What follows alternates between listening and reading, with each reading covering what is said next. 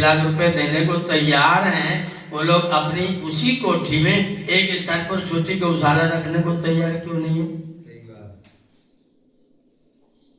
अगर आप 15 लाख, 20 लाख, 25 लाख, 3-3, 4-4 करोड़ की गाड़ियां खरीद के दुनिया भर की लाके खड़ी कर सकते हैं, तो 10-20 हजार की, 40 हजार की, 50 हजार की गाय ला करके नहीं रखते, पूरी कॉलोनी बढ़िया दूध पी सके।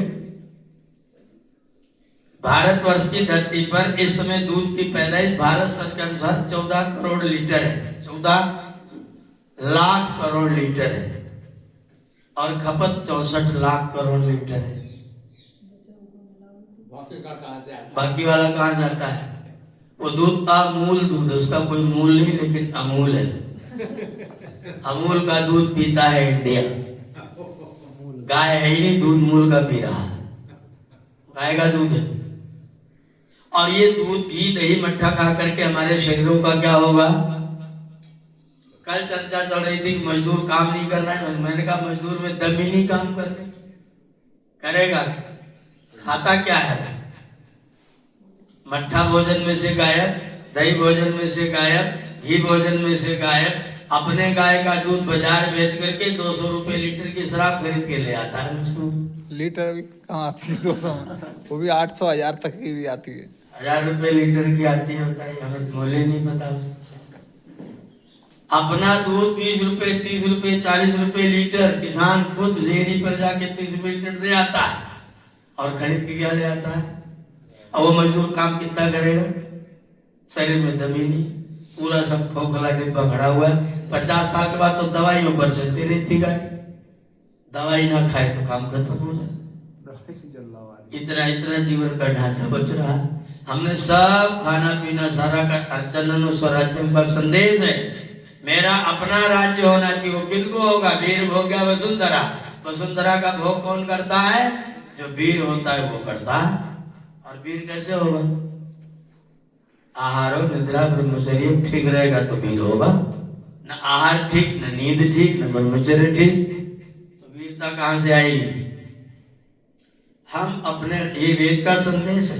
वेद मंत्र पढ़ के स्वाहा करने का संदेश नहीं देता है। स्वाहा करिए, वातावरण की पवित्रता के लिए अच्छी बात है, लेकिन वेद हमें जो संदेश देना चाह रहा है उसको अपने जीवन का अंग भी बनाने की आवश्यकता है। केवल पाठ करना वेद का सही उपयोग नहीं है। वेद के पाठ के साथ में वेद की शिक्षाओं को जीवन में, समाज में लागू, जो लोग इसको समझ लें वे लोग अपने राज्य की रक्षा के लिए, राष्ट्र की रक्षा के लिए प्रयत्न करें। छोटे छोटे प्रयत्न, बलिदान देने की जरूरत नहीं है।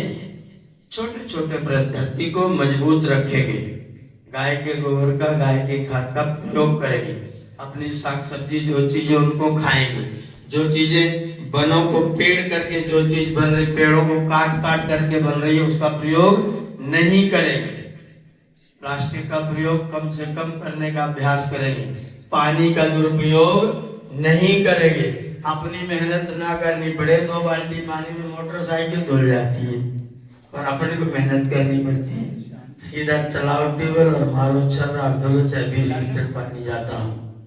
तो जो पानी धरती के अंदर से निकल करके बाहर चला जाएगा, वो पानी वाष्पीकरण करके ऊपर को चला जाएगा। तो पानी का भंडार तो हमने खत्म ही कर दिया है। अगर पानी का भंडार हम समाप्त कर लेंगे, नीचे धरती जब बंजर होगी, सूखी होगी, तो फिर राज्य की अर्चना कैसे होगी? फिर स्वराज्य का अर्चन कैसे होगा? हम अपने राज्य की अर्चना करें, अपने राज्य का अर्चन करें। इसके लिए जो वेद के पवित्र संदेश है, उन संदेशों को अपने जीवन के साथ लागू करने का प्रयास करते रहेंगे, तो वेदों का हम सही उपयोग करेंगे। तो हमारा निवेदन है कि वेद के मंत्रों को